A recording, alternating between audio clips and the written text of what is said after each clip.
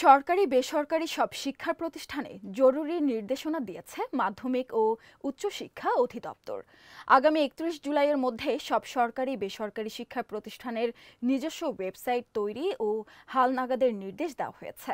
সোমবার অধিদপ্তরের মহাপরিচালক প্রফেসর ডক্টর মোহাম্মদ আজাদ খান স্বাক্ষরিত এক বিজ্ঞপ্তিতে এ তথ্য জানানো হয়েছে। বিজ্ঞপ্তিতে বলা হয়েছে, মাধ্যমিক ও উচ্চশিক্ষা অধিদপ্তরের আওতাধীন আঞ্চলিক কার্যালয় এবং সরকারি বেসরকারি শিক্ষা প্রতিষ্ঠানগুলোর মধ্যে যাদের নিজস্ব ওয়েবসাইট নেই অথবা থাকলেও হালনাগাদ করা নেই, তাদের মন্ত্রিপরিষদ বিভাগের নির্দেশনা অনুযায়ী জাতীয় তথ্য বাতায়নের অধীন সরকারি প্রতিষ্ঠানগুলোর সরকারি আর্থিক ব্যয় সংকোচনের স্বার্থে স্ব প্রতিষ্ঠানের আলাদাভাবে ওয়েবসাইট তৈরি করতে হবে।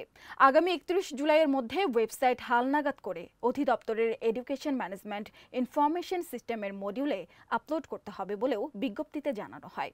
আরও সংবাদ পেতে চোখ রাখুন প্রতিদিনের বাংলাদেশের ওয়েবসাইট, ফেসবুক পেজ ও ইউটিউব চ্যানেলে। এতক্ষণ সঙ্গে থাকার জন্য ধন্যবাদ।